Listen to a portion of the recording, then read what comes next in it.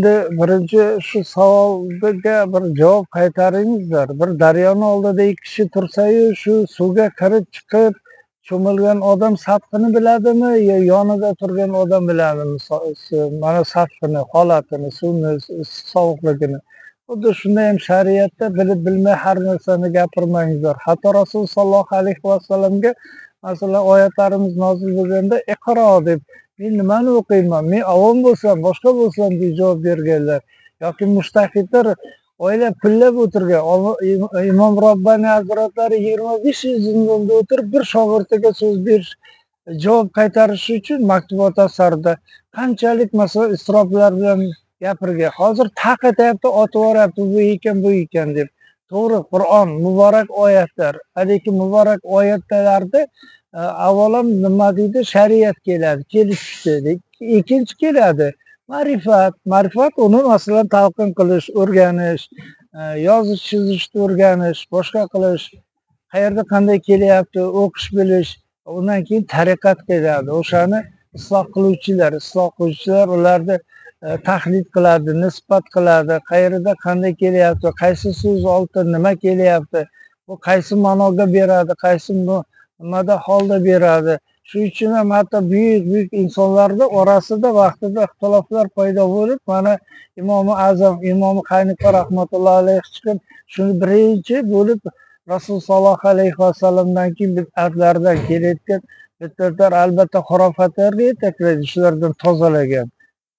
U o'zi bo'lmaydi, bir gapirayotgan gaplariga masalan hech qanday e'tiroz bildirmay, hamma ma'qullaganda o'sha Allohdan ekanligiga bir belgi bo'ladi.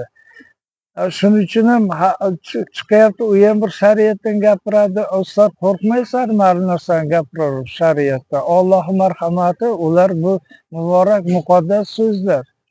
Uni javobgarligi juda og'ir. Masalan, bir og'ir bir gunohlar qilib qo'yishimiz mumkin. Shunday bu holatda o'g'irlikmi, boshqami, birovni haqqini yeb qo'yib, balkim Alloh o'sha vallohalam kechirishi mumkin. Lekin isloh qilish, noto'g'ri isloh qilish, uni so'zini buzib yetkazishda men uchun juda og'ir jazo. Bular bir zinodan masalan jazosidan qolishmasa kerak. Shuning uchun ham targ'ibot qilayotganda ham o'ylab, fikrlab, mulohaza qilib, mushohada qilib gapiriladi.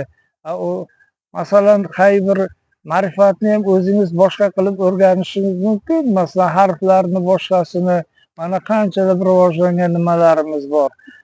Masjidlarimiz, akademiyalarimiz diniy. Lekin nimaga ustoz kerak yo'nalishda. O'sha mushtahidlarda ham Abduxoliq Vijdoniy, Bahodir Naqshbandiy, boshqa kabi Moturidi mana fiqh yo'nalishida bo'lgan ustozlarimizni hammasini ustozi bo'lganlar, pirlari bo'lganlar. Bir so'zni, bir nafasni masalan hech bir dalil hujjatsiz gapirishmagan.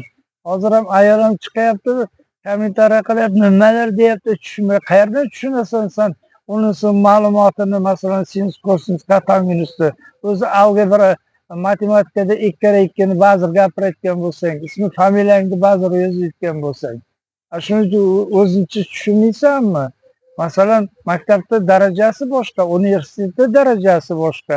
Shuning uchun yerda bekorga borib toliblar o'tirmaydi, ham mehnat qilishadi, ham shu mehnati borasida har bir harf nuslarida, har bir gapirishda, har bir narsa nafasni tahlil qilishadi. Tushunmaymi, javobgar bo'lmaymanmi deb. Birovni bir omonatini masalan berib qo'ysa, olib bor deb qo'rqib qaltirab haligi qilasiz, yo'qotib qo'ymay, sindirib qo'ymaydi. U Robbini masalan omonati bizga bergan, yetkazmoqda o'zi bo'lmaydi. Shularni to'g'ri tushib, to'g'ri talqin qilib gapirmog'imiz bizlarga ham joiz, ham farz. Hatto sunnat emas, farz bo'ladi. Shularni nuqtai nazarda har narsani masalan bilib, ayniqsa shariatdan gapirmaydi. Bu shariatda buzuvchilar ko'p, ayniqsa chetdan. Vatanimizda hozir shunchalik bir ko'rkam rivojlanishni, din shariy rivojlanayotgan ko'rilmayotganlar o'zi ma'lumoti botmon tog' bo'lib ketyapti.